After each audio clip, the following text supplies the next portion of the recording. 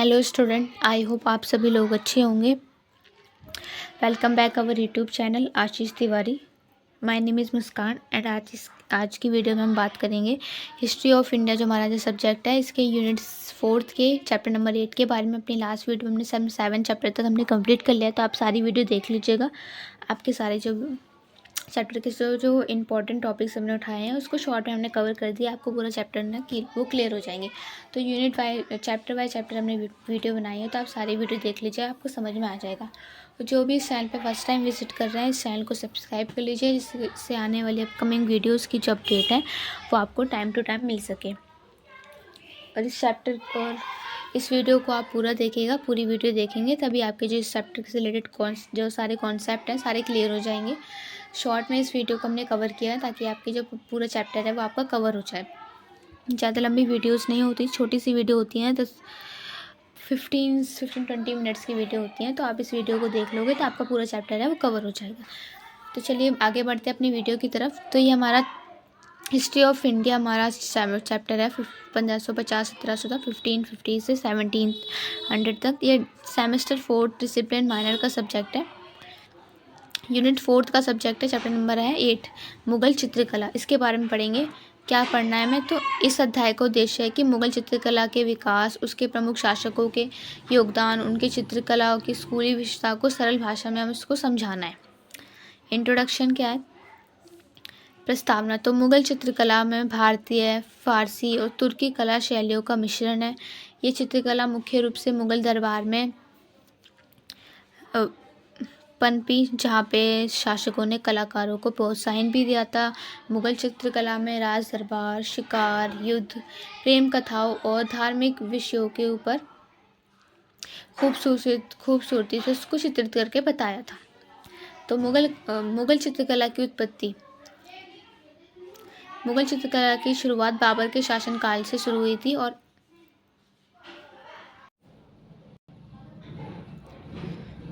चित्रकला की शुरुआत बाबर के शासनकाल से हुई थी।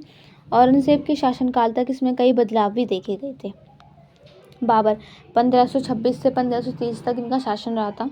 तो बाबर को कला का शौक था, लेकिन उसके शासनकाल में चित्रकला को बहुत अधिक प्रोत्साहन नहीं मिल पाया था।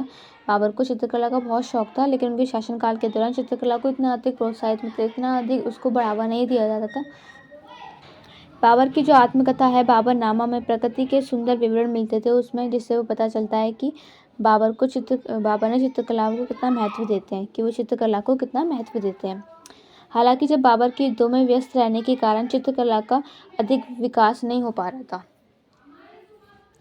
ठीक है, तो हुमायूं के बारे में पढ़ते हैं। हुमायूं 1530 से 1556 तक इनका शासन रहा था। तो हुमायूं चित्रकला का बड़ा प्रशंसक था।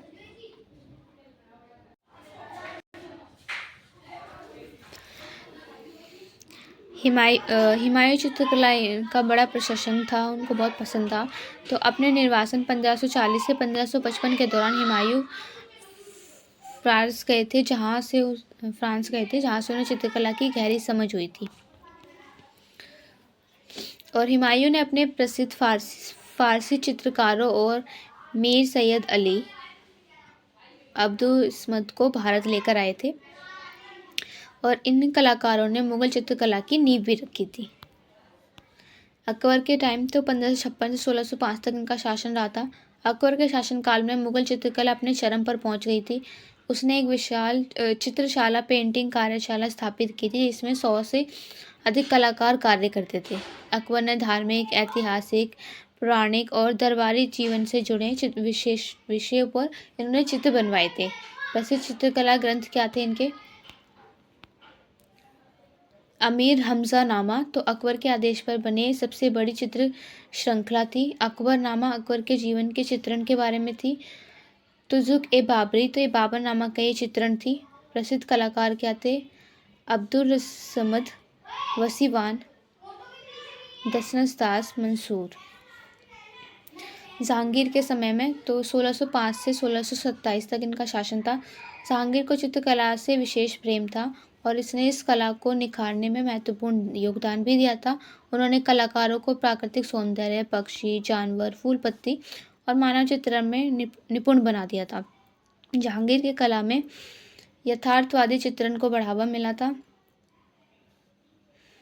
प्रसिद्ध चित्रकार मंसूर पक्षी फूलों के चित्रण में प्रसिद्ध थे। नादिर विशिनदास ये प्रसिद्ध चित्रकार थे। शाहजहाँ के बारे में बात करते हैं। 1628 से 1658 तक शासन था इनका। शाहजहाँ के काल में मुगल चित्रकला में भव्यता, शाही ठाट बाट का समावेश हुआ था। चित्रों में दरबार के दृश्य, शाही समारोह और भव्य परिधान प्रमुख विषय भी बने थे। शाहजहाँ के काल में चित्रों में सोने चांदी के रंगों का उपयोग भी बढ़ गया था और इस कला की चित्रकला में भावनात्मक पक्ष की कमी भी दिखाई देती है।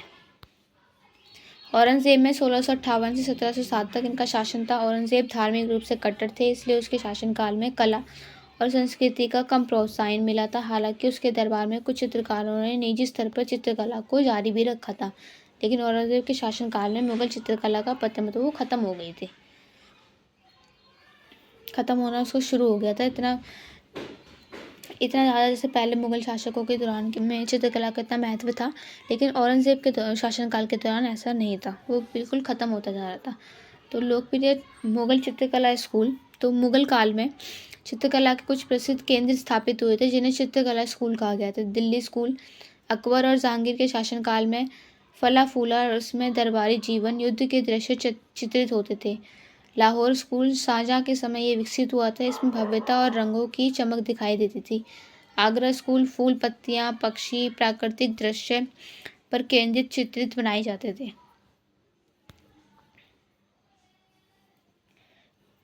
प्रांतीय मुगल चित्रकला स्कूल, तो मुगल साम्राज्य के कमज़ोर होने पर विभिन्न क्षेत्रों में स्थानीय चित्रकला शैली विकसित हुई थी। राजपूत चित्रकला में क्या है, राजपूताना क्षेत्र में ये विकसित हुई थी। इसमें युद्ध, शिकार, प्रेम कथा और धार्मिक कथाओं को बताया गया था, उसको दिखाया गया था चित्रों के अंदर। कांगड़ा चित्रकला, तो हिमाचल प्रदेश में फली फूली इस शैली में कृष्ण लीला और प्रेम प्रसंगों पर सुंदर चित्र बनाए गए थे। पहाड़ी चित्रकला में क्या था कि हिमालय क्षेत्रों में विकसित हुई, जिसमें प्राकृतिक दृश्य, प्रेम कथा, धार्मिक कथाओं के विषय में इसमें ही बताया गया था। निष्कर्ष, तो मुगल चित्रकला ने भारतीय कला को एक नया आयाम दिया था। बाबर के समय से इसकी शुरुआत हुई थी, हुमायूं ने इसे विकसित किया था, अकबर ने इसकी उन्नति को ऊंचाई तक पहुंचाया था, जहांगीर के समय में इसने पूर्णता प्राप्ति की थी, शाहजहाँ ने इस कला को भव्यता दी थी, मतलब इसको सुंदर बनाया था, जबकि औरंगजेब के समय में इसका पतन हो गया था, मतलब ये बिल्कुल ख़त्म हो गई थी।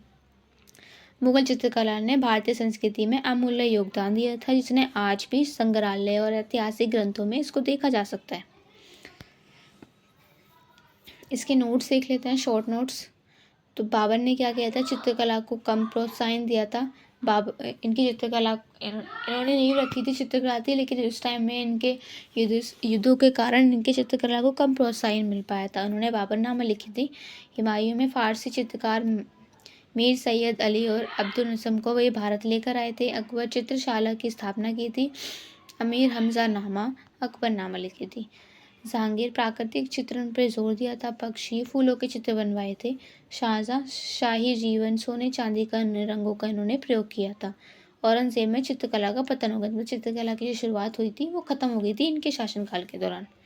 तो हमारा जो चैप्टर है ये कंप्लीट होता है। ये 2 पॉइंट्स देख लेते हैं।